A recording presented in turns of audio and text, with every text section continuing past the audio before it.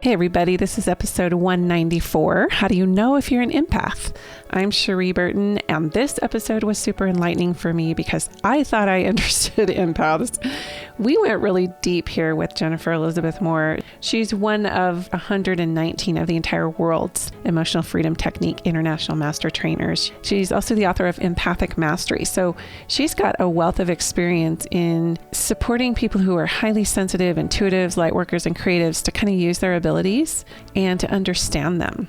She's also going to take us through 5 steps of empathic mastery. Also some interesting stuff about how we download our mothers and foremothers programs even before our birth. She's taking me through an EFT session right in this interview, little issue, long-held issue actually from the right side of my neck. So she'll take me through a process that actually released it.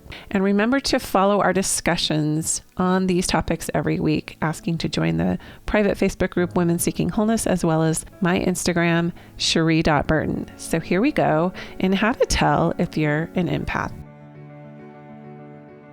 Jennifer Elizabeth Moore, welcome to Women Seeking Wholeness. Thank you so much, Cherie. I'm so glad to be here. Well, just our conversation before we started recording, I'm like, buzzing and so grateful that we connected, and we talked a little bit about Mary Magdalene. We talked a little bit about the Path of the Rose. So we're totally in the same lane right now.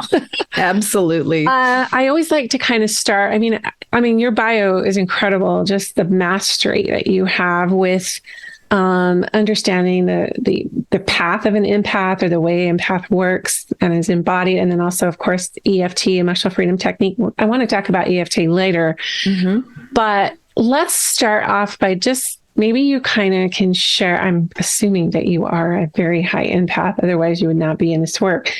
How did this come into your awareness that this is who you are? And how did that manifest in your life? So how this came into my life was that I was born very, very sensitive, very sort of shy, very easily scared of other people, particularly children. I mean, this time of year, Halloween, was so scary because, of course, like when I was really little, they were all wearing those horrible like plastic masks to school.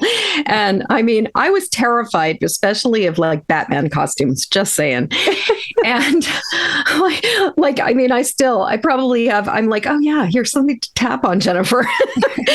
But I was, and so the message I was getting from a very, very early age was that I was too sensitive, that I was overreacting, that I needed to toughen up, that I needed to like just get on with it, that I was, and that I wasn't normal, that I was just too much. I was also called chatterbox all the time. And I was even called old lady because I was very serious and I was very interested. I was very inquisitive. And I thought about things more from an adult perspective. Like I really wanted to know, like, what were you feeling? What were you thinking? What was going on with you? Even as a really little kid.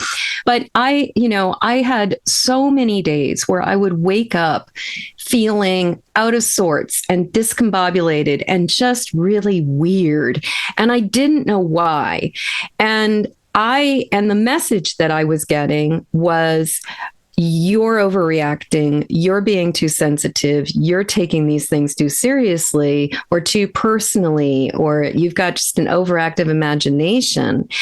And as a result of that, I thought that all of the problems were with me. I thought that if I could just toughen up, if I could just be better in sports, because I was lousy in sports. I mean, I was usually I was often the second to last person picked. There was like somebody who was even worse than me, but I was usually like the second to last person. And if they were out, I was the last person picked. And, but I just really was like, looking at it through the lens of it's you that needs to be different. It's you that needs to be better. It's you that needs to do these things in a different way.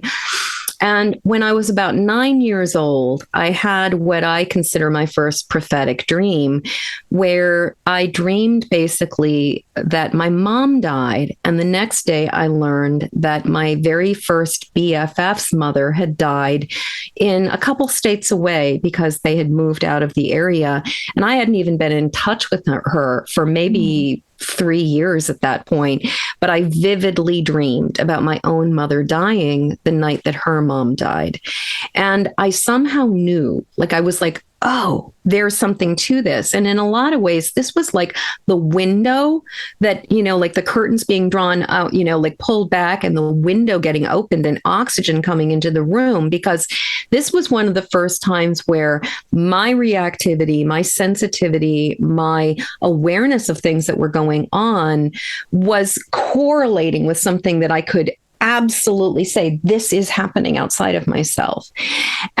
And that was sort of the beginning of realizing that I was picking up information, not just overreacting or being sort of having an overactive imagination that was like just spinning out. And the journey was a long one. The journey was a convoluted one. I sought first food and books, especially sugar and books, as a way to self-soothe and to try to calm my nervous system down.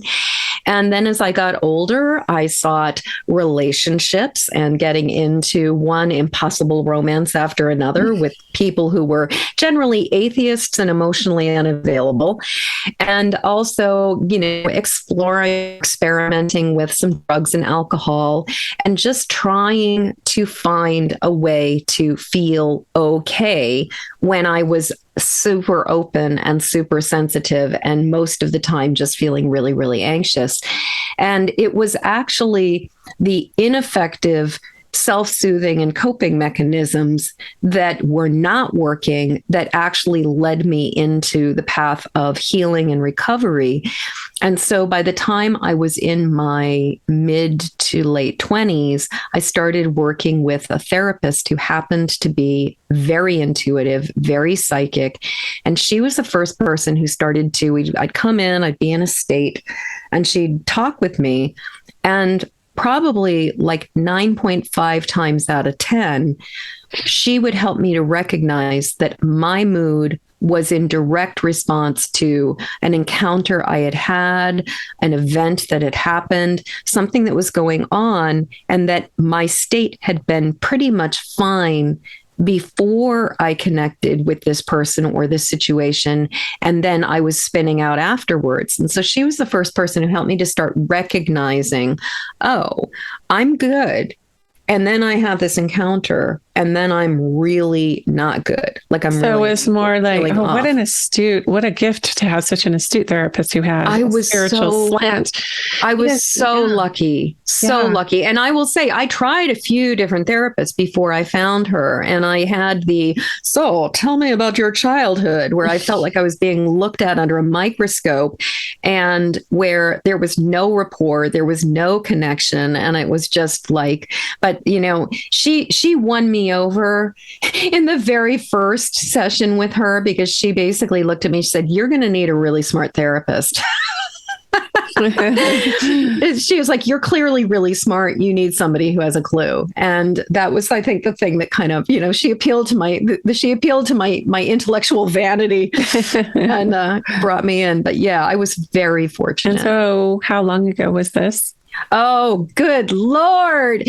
Many years ago, decades ago at this point in time. But you were young enough that it was just kind of affirming that you had a sensitivity to your environment that was uncommon. Yeah. So you weren't always personalizing that this was about you.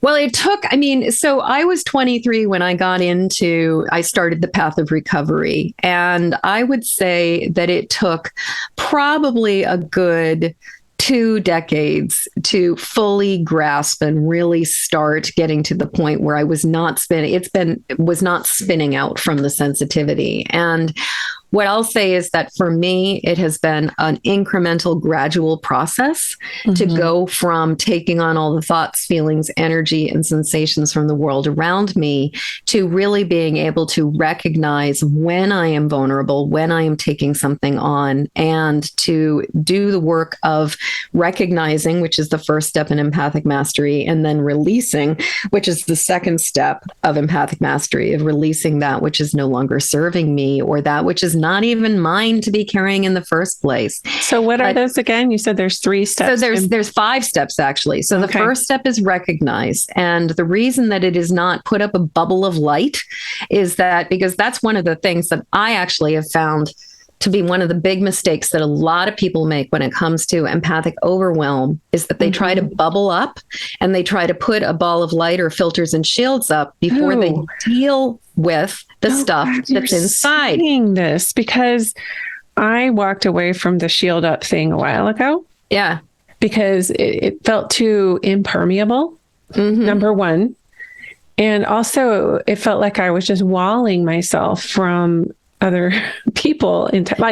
There was no intelligent filter. It was like shielding myself from the quote unquote good and the bad. Yeah. Well, and it's also, if you're just putting up a shield and you're putting yourself kind of in a bell jar, if you are carrying around a lot of negativity already because you've already absorbed a ton of toxic energy, then it's the way I think of it is it's sort of like, drawing a bath, taking the bath, leaving it really filthy and not draining the bathtub and then pulling the shower curtain around it. You're just going to have stinky bath water with a shower curtain around it.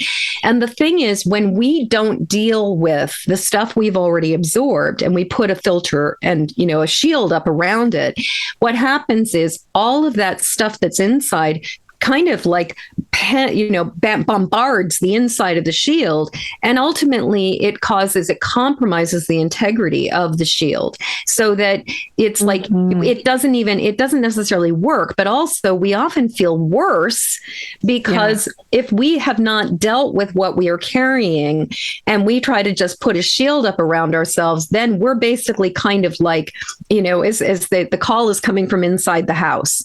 Yeah. And so recognize is the first step. Recognize. And the thing that I've come to realize, especially as I've been teaching the Empathic Mastery Academy, this round that I'm doing actually right now, that what I have really come to recognize or understand is that there are multiple stages to the idea of recognize. And before we can recognize like that anything like what's ours and what's not ours, first we actually have to recognize ourselves as empaths. We have to understand what that means and recognize like how that affects us and how it makes us vulnerable and what that's about. And sort of to answer the question that I'm imagining you might be asking is, what is an empath? Yeah, and because I love how you delineate empath versus empathy. Empathy, which they are very, very, very different. Yeah.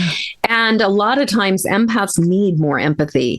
So my definition of empath is, and first off, I just want to say empath is a word that comes from the science fiction community and world. It originated as a science fiction story from the 1950s called The Empath that was about people with supernatural abilities who had the ability to manipulate or influence other people's thoughts, feelings, ideas. And then the next sort of encounter that I'm aware of was Star Trek, where there was this episode in the original Star Trek, the first generation, where there was an episode called The Empath. And this was sort of, and then as we got into the 70s and then the 80s, we had other examples of empaths in science fiction. And then we had the classic empath, Deanna Troi, who kind of took the idea in Next Generation, who kind of took the idea, took exactly Star Trek as well, but who sort of took the idea of the empath and really put her, and sort of put it into, I think, a lot more people. She was started thinking, like understanding what that meant. So it's not a diagnostic term, but it also is a term that's fairly loosely described. And depending on whether you're looking at the dictionary or you're looking at like a book on Amazon, you're going to get a different definition. My definition of an empath is a being who has the capacity to pick up all kinds of information and energy that is coming from the world around them. And I'm saying being, not human, because they can be dogs, cats, and creatures can be empaths too. And the thing is, we pick up the thoughts, the feelings, the energy, and the sensations from the world around us.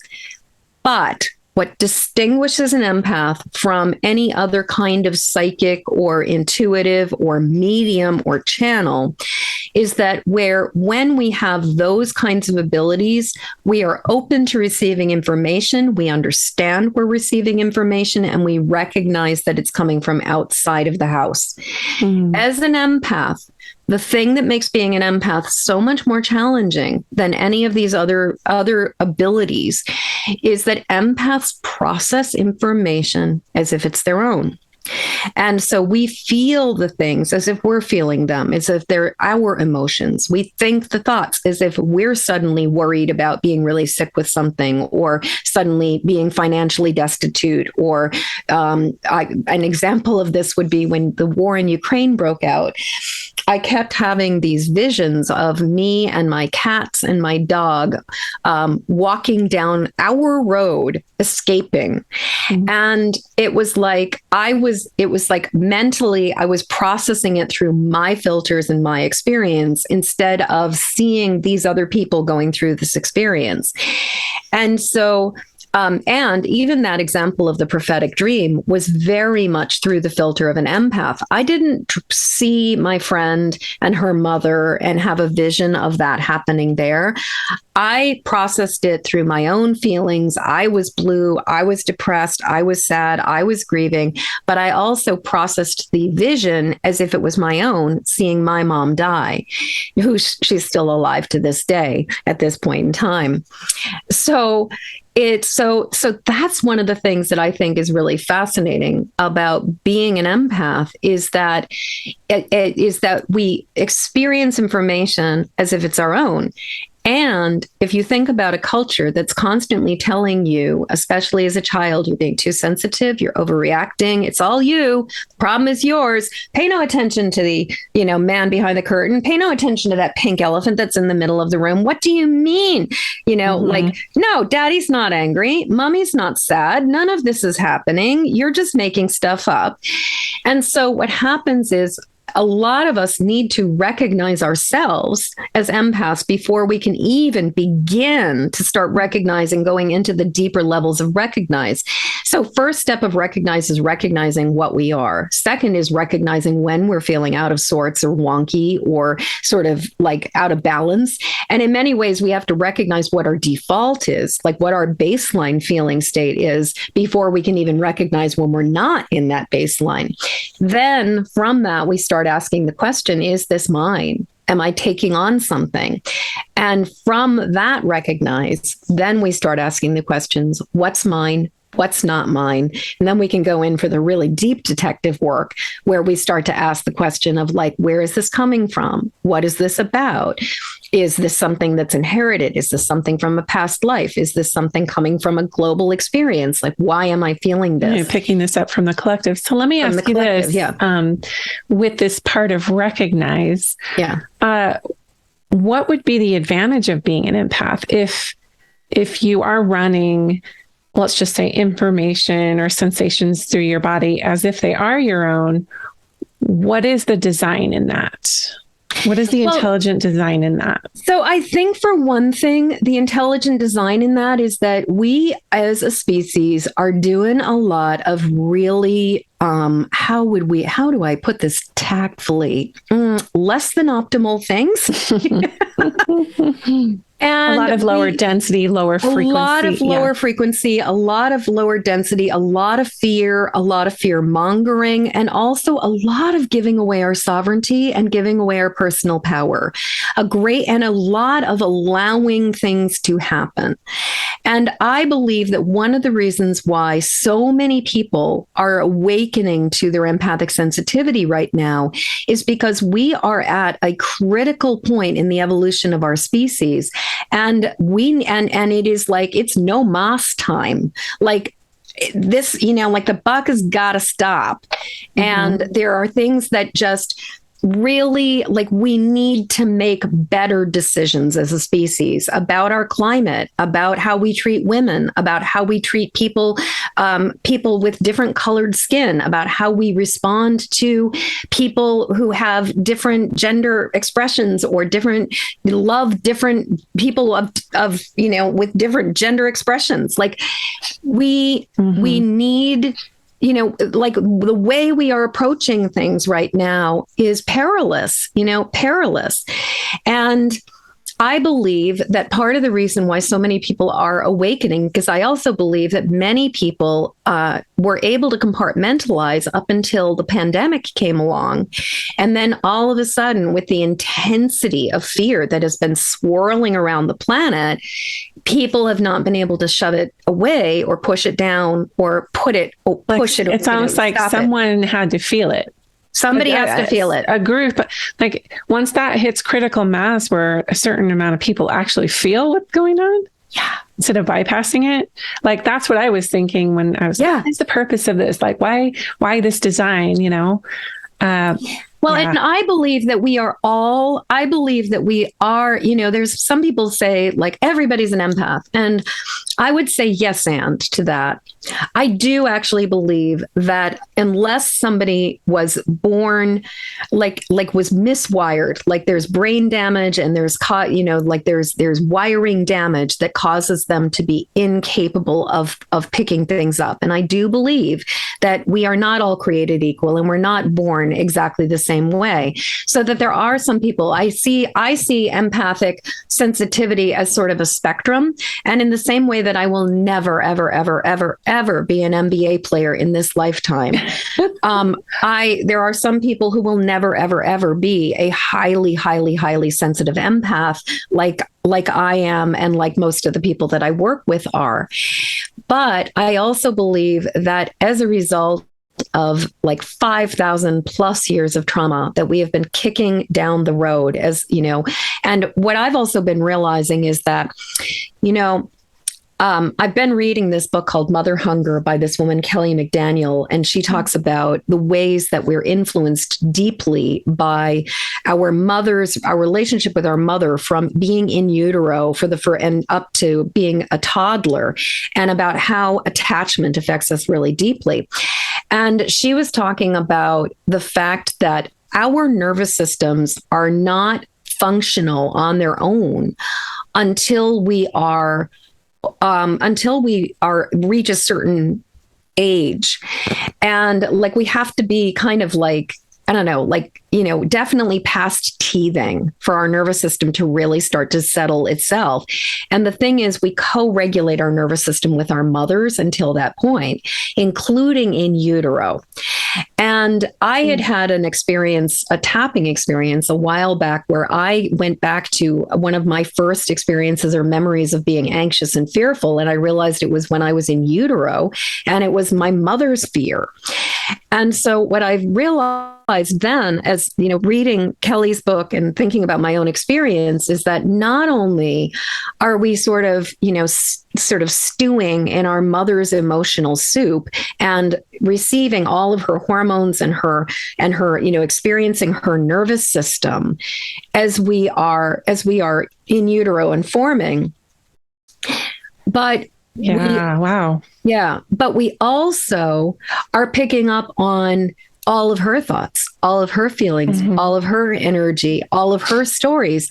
And what I realized is that if you think about this, it's like every single person, as they're cooking in their mom, is getting the download of all the information that she has inside of her, which she got the download from all the information that her mother had inside of her, and so on and so on and so on. So you're carrying more than just your mother's downloads. We're carrying like eons, right? Eons. We are literally passing the trauma and the stories and the beliefs and the ideas from one generation to the next, because we're steeped. And the thing is, I got this download yesterday actually about this, which is that when we are regulated, when we are healthy, when we are functioning in a stable and like well-balanced way, then the gift of this is that it's like our in utero time is like receiving the operating manual for how to function as a human being.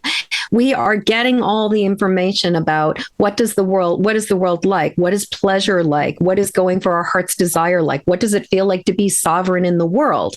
And we pass that information on.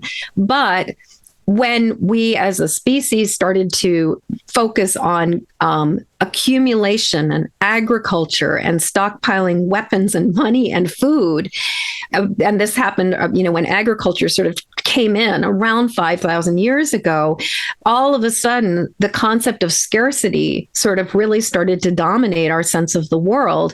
And everything just started to change. And so instead of it being that we were kind of receiving the operating manual for that last trimester of our life, or, in utero, that last trimester in utero, that what started to happen is we kind of received the anti-operating manual instead. So,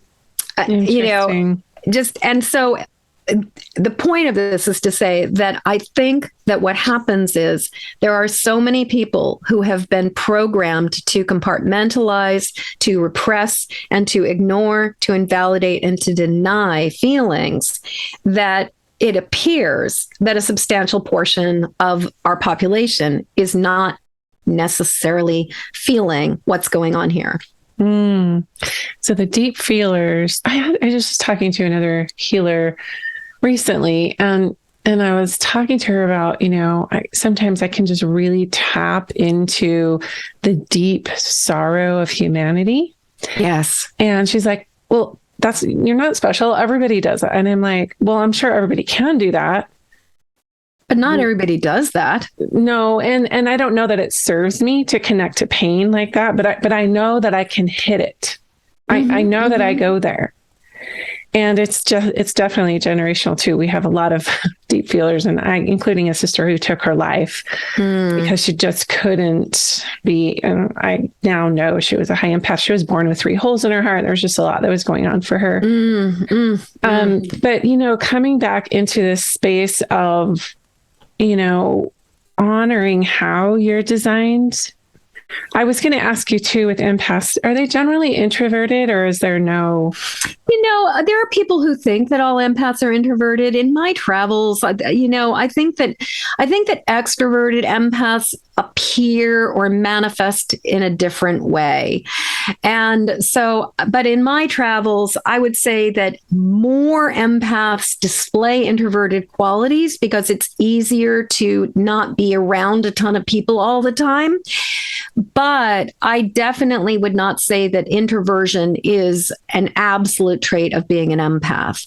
The other thing to just that I wanted to say is that's a question that people ask a lot is, can you be a psychic, an empath, and intuitive? Can you have more than one ability? And the answer is absolutely yes.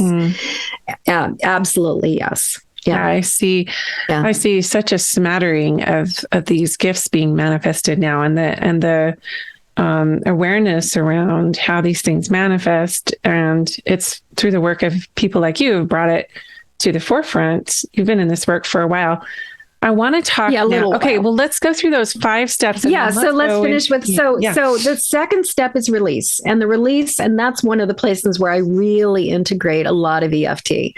And release is about not carrying around the triggers, not carrying around the limiting beliefs, not carrying around the pain and the memories and the stuff that we've absorbed that are impacting us and affecting us. And there are so many different ways to do it. There can be, like, I personally like using tapping and doing work with like emotion code and other kinds of energy work for releasing stuff, working with the violet flame and doing Akashic record work. But there's like movement, there's dance, there's water, there's fire, there's going out for walks in nature, letting the wind blow it through you. There are all kinds, there's going out into the garden and putting your hands in the dirt. There are all kinds of ways to release the energy that is no longer serving us. Then once we've released the stuff that's no longer serving us, then we start to build up our appropriate and effective filters and shields. And what I find is that what we really need are filters that allow us to take in the qualities and the energy that work for us while not absorbing the stuff that is not serving us. And then to have sort of a shield on the outside of all of it that we can use when we need to. And I sort of think of the energy body as like an egg, where you have sort of like, there's the core, which is like the yolk, and like if you think about a chick, it's like there's like that, the human in, or the little being, the embryo inside of the yolk. Then you've got the yolk over around that. Then you've got the white, and then you've got that layer of, I think it's the albumin, but like that that membrane on the inside, and then you've got the actual shield of the shell. And I think that human beings are in a very similar kind of form, except that empaths often tend to have very holy, like your sister, she literally had 3 holes in her heart, that we tend to have very porous, if not like, like sometimes it looks like Halloween fabric where you just got holes all the way through it and everything is just coming through. So Protect is about energetically establishing, sometimes not reestablishing, but establishing filters and shields. But it's also about strategic boundaries. It's about knowing what our yes and our no is and recognizing what our choices are going to be, not being like, you cannot do this, this is my boundary, but more like, if you do this, I will do this, like recognizing what our limits are and what the consequences will be to certain things. And like an example of a boundary is, putting your phone on do not disturb after a certain point at night, so that you are not being bombarded by like your hot mess friend who's out drinking and decides to text you at like 3:30 in the morning. Or, and I say do not disturb because I understand for mothers with kids, sometimes you really need to have your phone in a situation where the kids can get through, but that doesn't mean that everybody else gets to get through. Even something as simple as like with Facebook, setting up the notifications so that when you are dealing with messaging people, it does not show up that you are available and online, and all of a sudden everybody starts texting or messaging you on Messenger because they're like, oh, she's here now. Like you can hide that you're online. And these kinds of things make a huge difference. So as I was saying, Protect is both about the energetic protection, but it's also about the strategic. Yeah. Then the universe abhors a vacuum. And so in order to not take on more of the same old, we need to connect. We need to connect with a power greater than ourselves. We need to connect with something positive. We need to draw in that light, that love, that healing, that frequency of wellness, that frequency of sovereignty.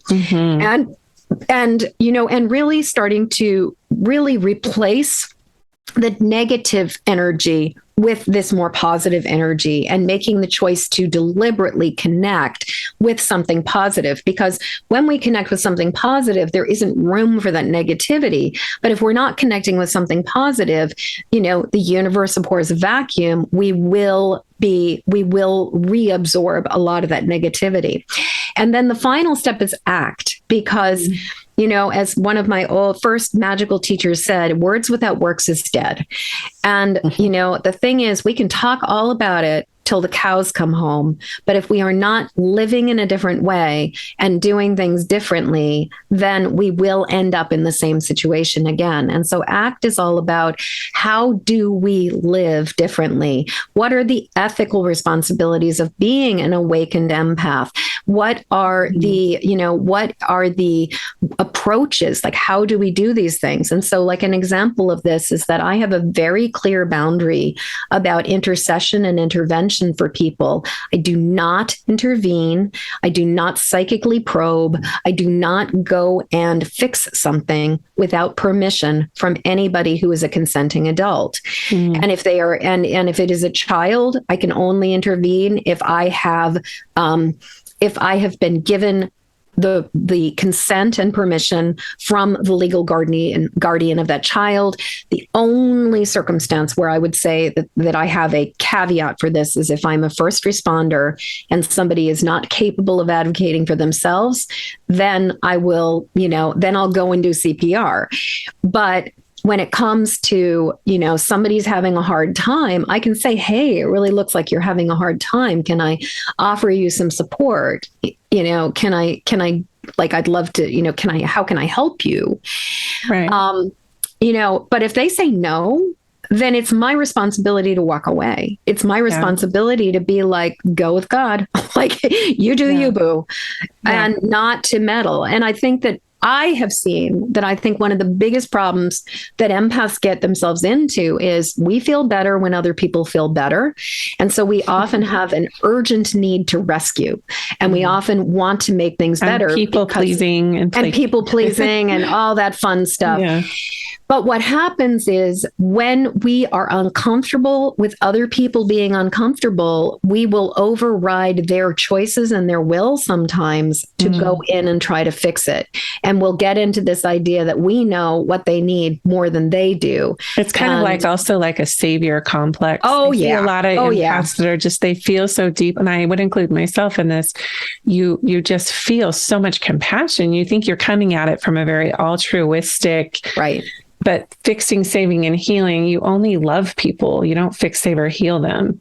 Well, I learned that. There's a lot of hubris in the idea that we know what's best for somebody else and that, we actually as these puny little human beings who only, there's something I was hearing recently that it's like we literally see 1% of the bandwidth of on the spectrum of light frequencies.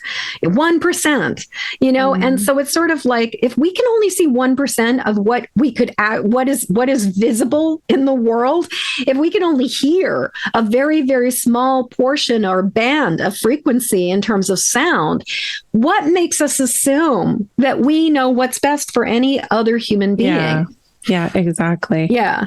That's it. Yeah. That's a tough one. I have 6 kids, so it's been, really trying to, part of the lesson for me is just this going into the space of allowing and not absorbing what their pain is, which is really, I think all mothers have that ability or can tap into that. And it's been really, really interesting, because I have kids in their 20s and then I have kids that are like 8 and 10.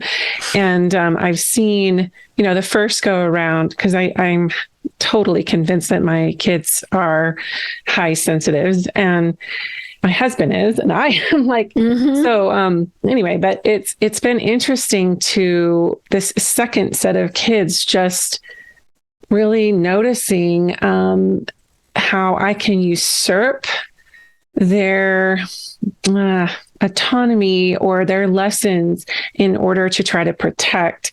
So as we were talking about shielding up and how sometimes, you talk about an egg and the permeability, and it's like, I could see like, even it was just reminding me of like womb wisdom and the egg and all the references to the divine feminine with the egg. There is a propensity to like, just break in and like save the day and like shield. And it's like, not only do we, and I will say for myself, have the tendency to want to do that for my children, but I do it for myself. I try to rescue myself from my own pain. Yes. Because I do feel so deeply and I go to an avoidant pattern. So I'm starting to learn how to just allow that process. Well, and I really do believe that learning how to sit with human emotion is such an important part of our evolution as a species right now. And it is really one of the big things about being an empath is that if we can let it be okay that we're feeling intense feelings, then we can let it be okay that other people are feeling them. But I wanted to comment about, the challenge as a mother is that even from the standpoint of like neuroscience and like nervous systems and biology, a mother is the rescuer and is the protector and is like a baby, it's like they call like they don't call it a fourth trimester for nothing. A baby, and the thing is, until a baby has weaned, until we're talking like generally a baby or a child is like going to be completely woven into your energy field as a mother. And you are going to be the nervous system regulator for that child, because they do not have a nervous system that is capable of functioning on its own until that child is like generally somewhere around 3 or 4. And even then, my sense of it is that there's a degree of independence that starts to form with a child. But the thing is, as a mother, it's like, 8 and 10 is just the point where these kids are really starting to form their own sense of reality. They're starting to develop their adult teeth. They're starting to cultivate their own sense of self and their own sovereignty. And so as a mother, not only are you contending with the fact that as an empath, you're picking up on these things and your own discomfort about it, but you're also shifting gears and pivoting from being the person who was regulating their nervous system and keeping them safe to being the person who is now helping them to find their own way. And there's, and this again, there's no manual for it. And like, it's really, really, really, and think about like how many generations of meddlers do we come from? Just didn't understand the whole boundary thing. It's just kind of lost on them. Boundaries? Right? What are those? And systems and like the rights. Oh, I love this. This is just juicy stuff. So what I would love for us to move into with our final time is EFT, Emotional Freedom Technique. I've been using it for a very long time, and I know you are a master at this. And just briefly give us like why, and just brag yourself up at why this is like your jam. Like you are a master at this. I literally am. I'm a master trainer for EFT International, and I teach other people how to use EFT and to become practitioners and to become impeccable EFT practitioners. And I love EFT. So I have been on this, this ain't my first rodeo. I have been doing healing work for, at this point, we're coming up on nearly 4 decades. And I have experimented with Reiki, with breath work, with shamanic healing techniques, with other energy healing techniques, with laying on of hands techniques, with all kinds of different energy healing. Never, ever, ever in my entire sort of career as a healer have I found a method that is more effective, that is more elegant and is more efficient and is more gentle than EFT. And so I fell in love with it and decided that I wanted to help other people with it. Now, if you've never heard of it before, EFT stands for Emotional Freedom Techniques.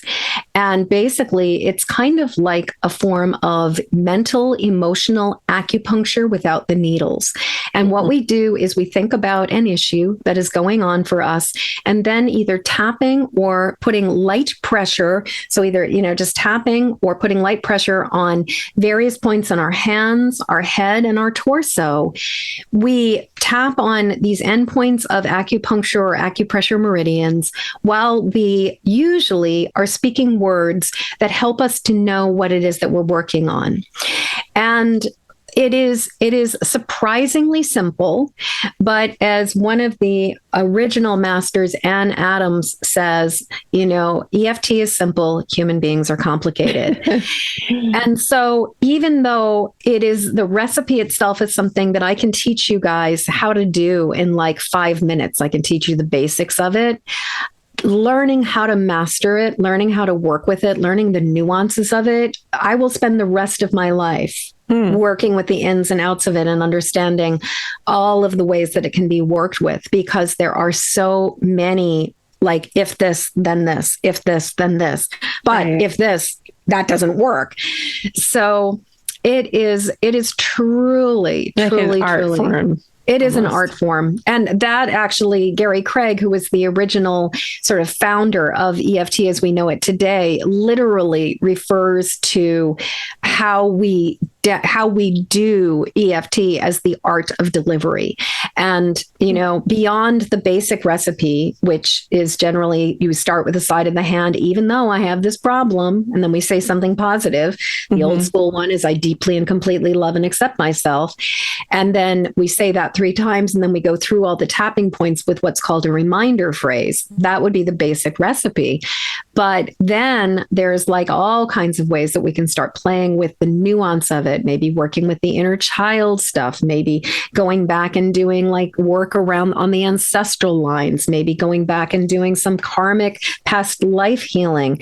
There's just all kinds of amazing variations and ways to approach it. It's just really fascinating. Amazing. Yeah. I think it's really cool that you've done such a deep dive into it and really like have mastered it. I think you wrote here that you're one of 119 of the entire world. I am. EFT International Master Trainers. That's super cool. Yeah. All right. So are you up for doing sort I'm of an totally up for it. impromptu? Yeah.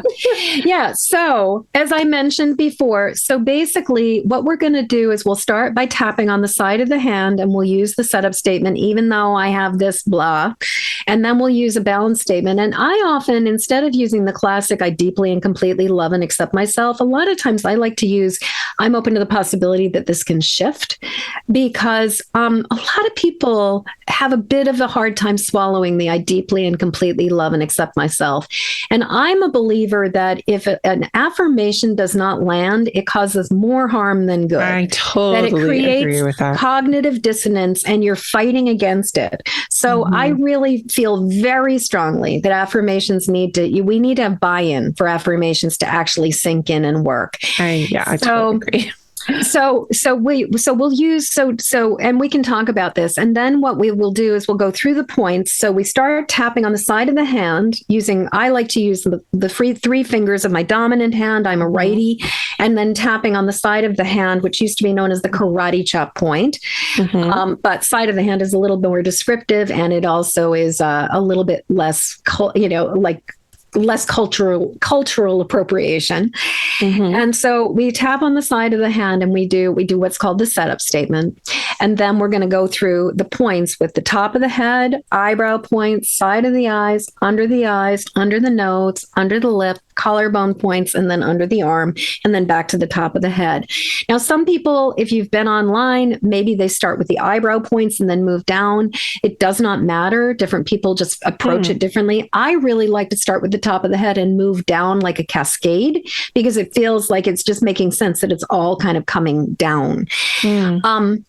And so those are that's the basic stuff. Now, before we start tapping, though, we define what's going on. So the very first step of EFT is recognizing that there's something going on and defining it. So we're actually kind of playing with like recognize and then release. So you were saying that you were feeling a little bit of just like my right side of my neck. Yeah. Kind of like that little, there's like some muscle tension there, just at the hairline. And so right side. So if you were to describe it, if it had a color, what do you think it would be? Probably red. Okay. And if you were to just guess the emotional, or not emotional, the intensity of the sensation, like just guess from 0 to 10, with 0 being no sensation whatsoever, and 10 being like it is the worst pain you have ever felt in any lifetime.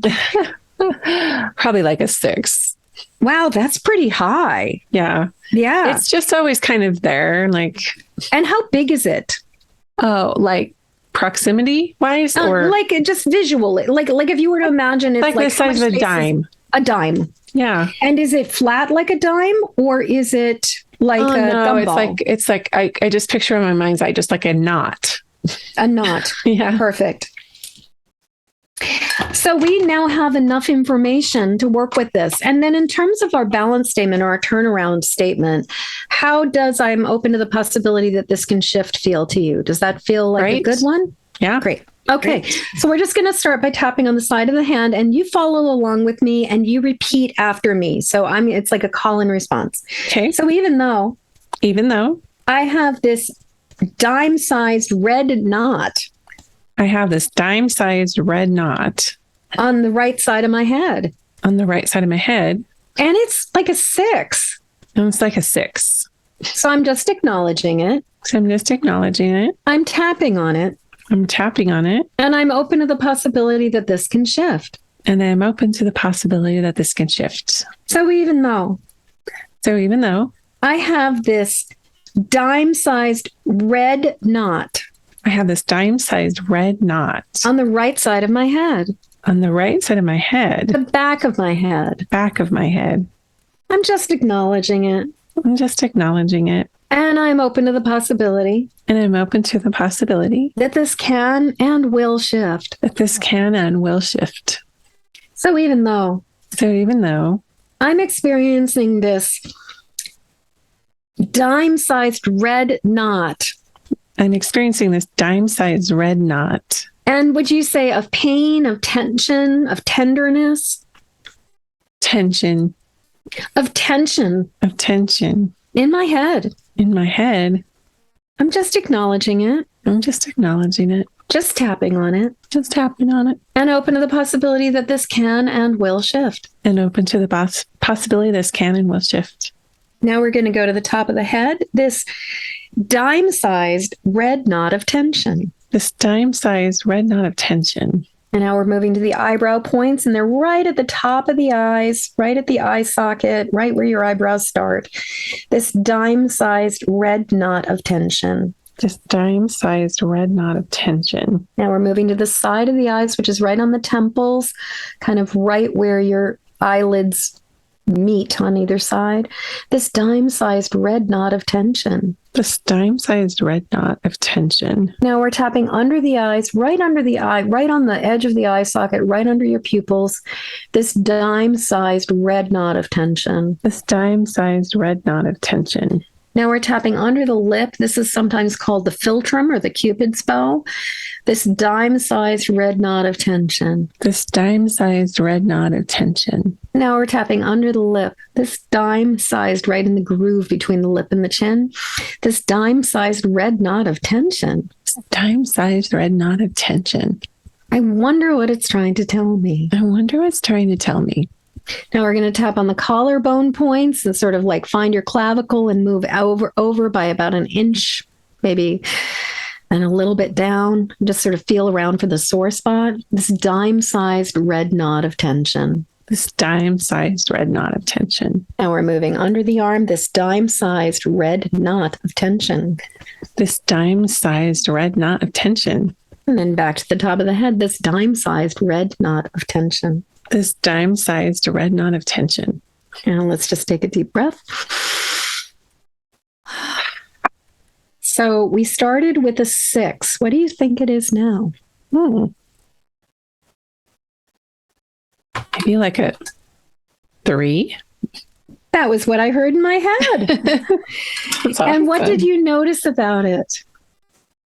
Okay, a couple things as I can get into my mental field. Boom, It's like what you focus in my mind. This is how I have talked myself out of EFT in the past. It's like, well, if I focus on what the problem is, it's going to get bigger. I love that you bring this up because this is the big concern that a lot of people have. So here's the thing.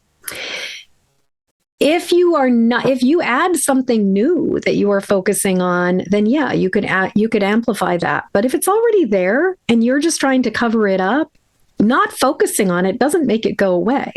It's already inside you. You're already dealing with it. And by giving it air, by giving it oxygen, by giving it space to be acknowledged, what it is allowed to do is the knot gets to untie, it gets to untangle, and we are allowed to deal with it. One of my mentors, Jade, will always say, it's like you have to clean out the wound before you can bandage it. And it's sort of like if we are not acknowledging the stuff that's already there and we're not acknowledging the pain, we are only ignoring it. We are not addressing it. And so EFT allows us to give a voice to the stuff that is there instead of kicking it down the road the way we've been taught to. And the thing is, we've tried for thousands of years to kick that can down the road and just be like, well, just don't pay attention to it. It's going to go away. It's getting louder and louder and louder. Yeah. So I would just say that the benefit of tapping on it is that it's already there. And by tapping on it, what we resist persists and what we accept transforms, burns off like fog, in the early morning sun.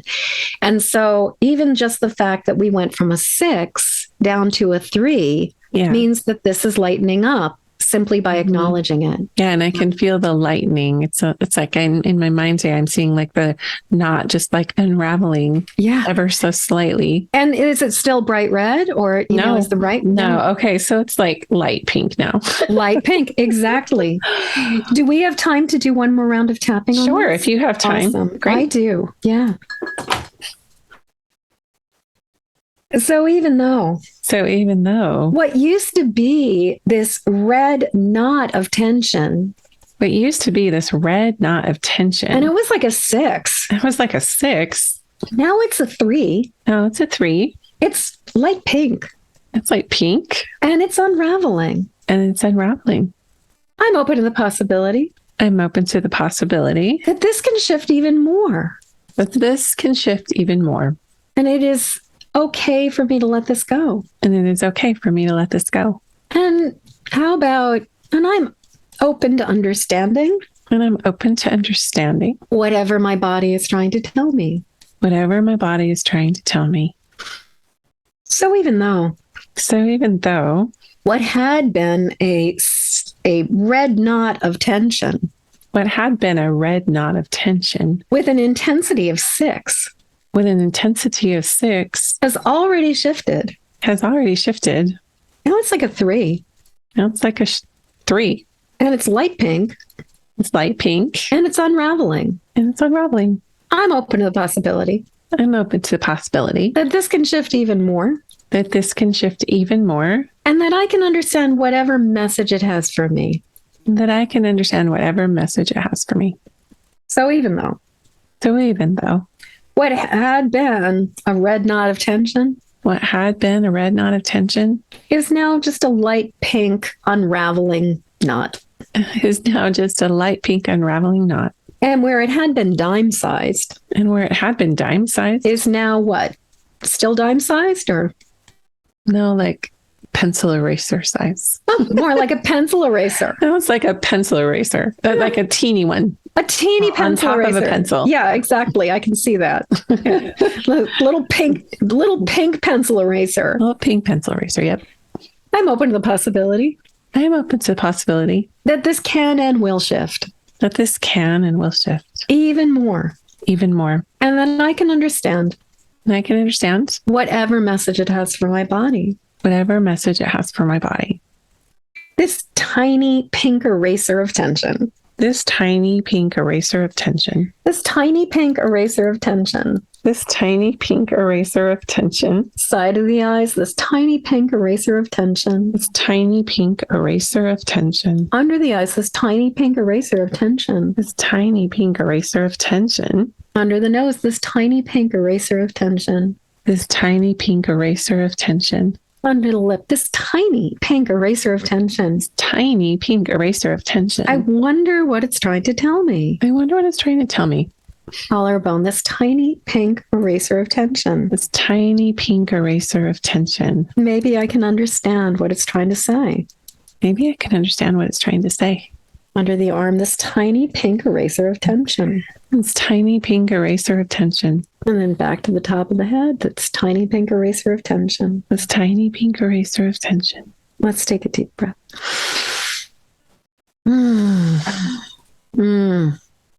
One of the advantages also you have, that to answer the question in another way, that you like, what's the point of being an empath? When we learn how to have filters and we learn how to really be more in, quote, control of our abilities, then as we're doing this kind of healing work, we can tune into the person we're working with and we can feel the shifts as they happen too.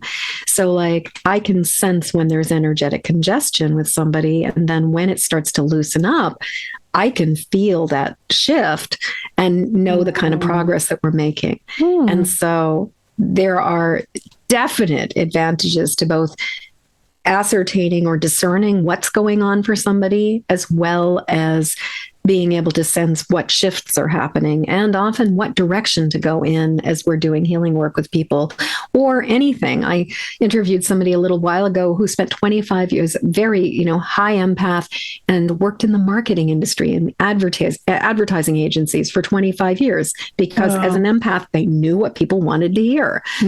So, wow. So we had a 3 last time for that light pink eraser. What do you think? What do you guess it is now?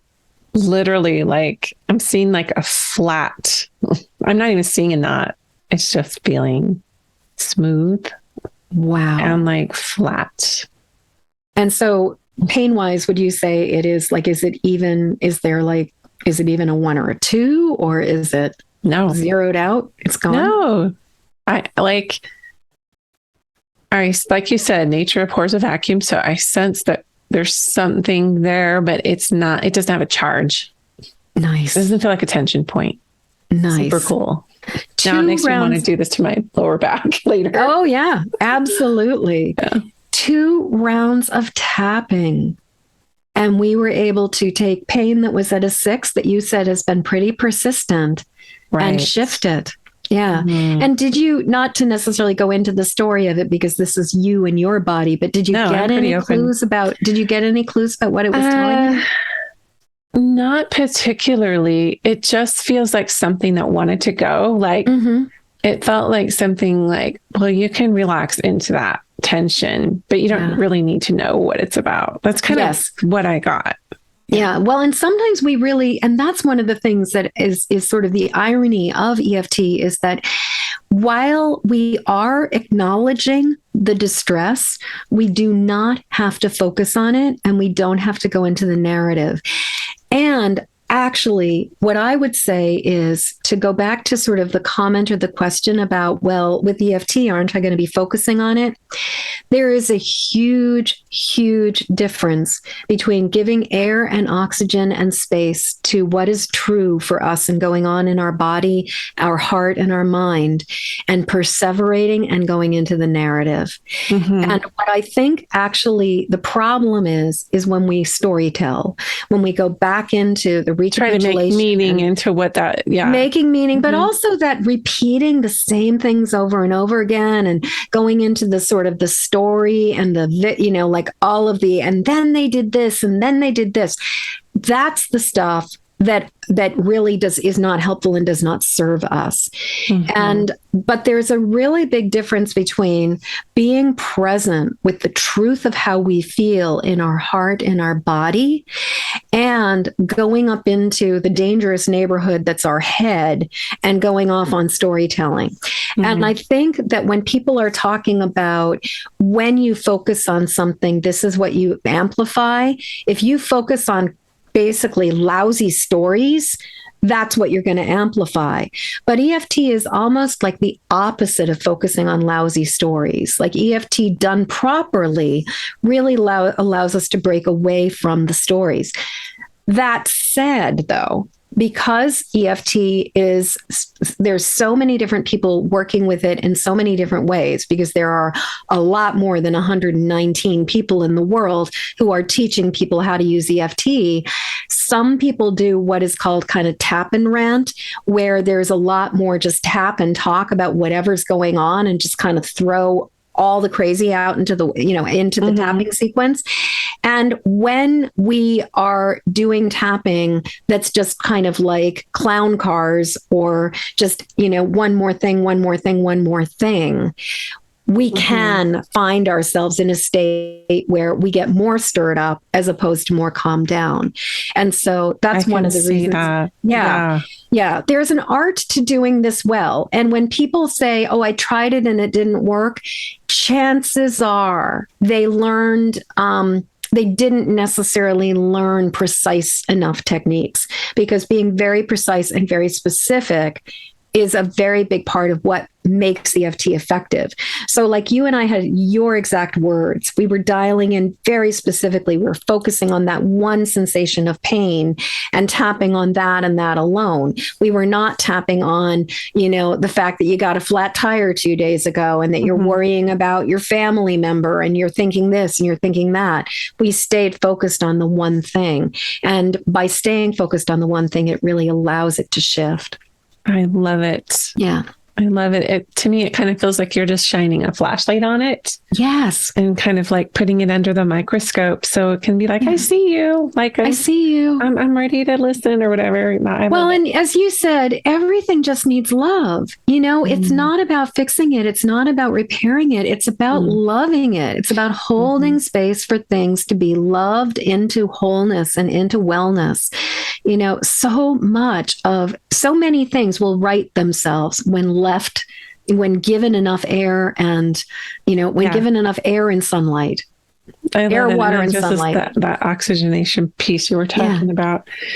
Wow. Well, this has been so beautiful. Thank you. Thank you for taking me through that process. And I have EFT books. I've done different things with it over the years, but this has definitely been the best outcome I've received. Such an immediate outcome. So I love it. I am so glad. I mean, I am definitely like an EFT evangelist in the sense that I want people to know how powerful this tool is and how effective it is. And the beautiful thing is we can use this for a lot of stuff for ourselves. And that makes a huge, huge difference. Yeah. Well, I'm glad you're an evangelist. Just preach. It's great. And I think a beautiful tool for empaths. So beautiful. Beautiful. Yeah. Well, where can people find more about what you're offering, Jennifer? Where's the best place for them to land online to see what you're doing? So I have kind of a system here. So the easiest way to find me is to just jump over to empathicmastery.com. And if you just add the words book to that URL, empathicmasterybook.com, you can get a copy of the book. And if you add show to that, you can listen to my podcast, which is all about interviewing other highly sensitive empathic people and talking about how things apply in their life. And that's empathicmasteryshow.com. And if you are interested in learning about becoming an EFT practitioner, I do a very comprehensive level 1 and 2 training once a year. At least at this point in time, it may be subject to change, but it's going to be happening again starting in mid-March of 2023 as of the recording of this show. And you can learn about EFT by jumping over to eftinstruction.com. Okay. And that way, and I have like visuals and like a map. Visuals. Of it. Well, and it's alive. It's a virtual training, but it's live in, like interactive training. Attendance is limited. It is not a correspondence course because EFT International insists that we teach live. There's no such thing as just, we have very rigorous standards. We have hoops that you get to jump through. And I personally, my approach to EFT training is how do you as an empath work with this tool to keep yourself safe and other people safe?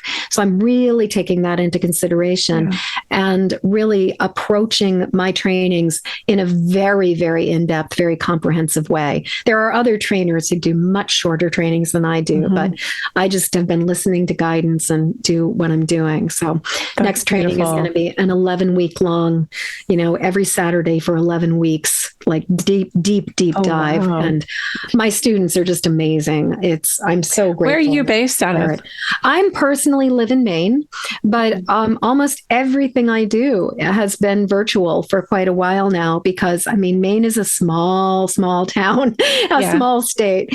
And so, a lot of people, like I've got students from other countries and clients from other countries. So I'm in America. I'm based on the East Coast. I'm in Eastern Standard Time. That's probably the most important thing to know. Yeah.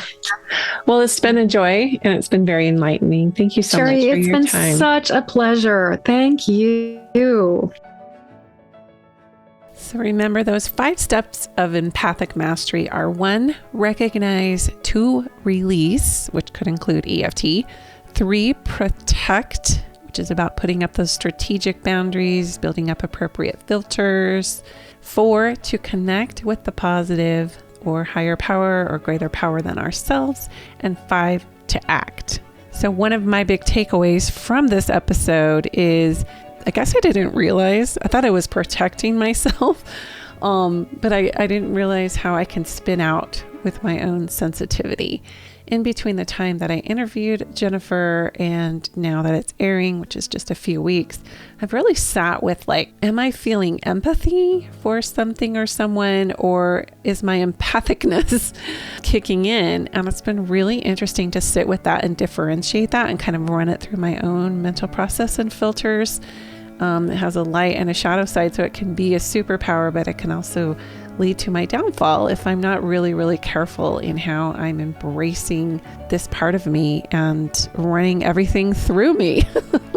If any of you have ever heard of human design, I would highly encourage you to get your human design chart done. There's free tests you can take online. I'm actually really climbing into that right now and finding out that I'm a projector, and projectors, which is about 20% of the population, we actually really do run everything through our bodies. And so it was so interesting that I had just had a human design session from someone, and then I happened to be interviewing Jennifer Moore in the interim, and how I've been able to put those together and be like, oh, so anyway, I'm assuming that a lot of you who listen to my podcast are empaths. And so go get your human design done. Even if you're not a projector, you can still be an empath. I'm just saying it was so interesting how those things coalesced for me, and just learning more about how I'm built. Super fascinating. So remember to keep following us. Changes to come with the name of this podcast. Stay with us. You're going to love it. It's going to feel so much more empowering just with the name. So have a great, glorious week, and we'll talk to you next time on Women Seeking Wholeness.